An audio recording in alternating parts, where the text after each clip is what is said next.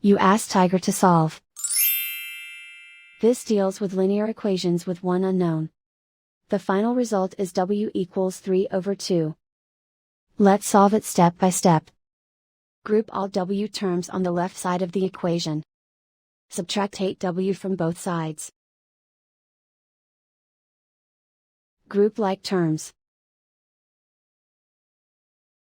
Simplify the arithmetic. Group like terms. Simplify the arithmetic. Group all constants on the right side of the equation. Subtract 18 from both sides. Simplify the arithmetic.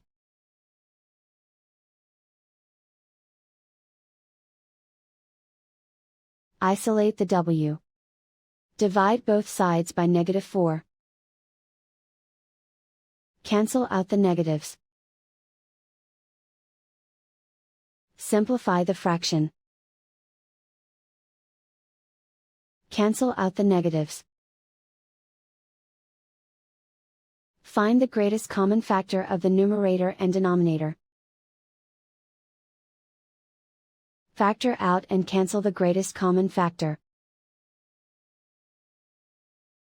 And so the final result is w equals 3/2.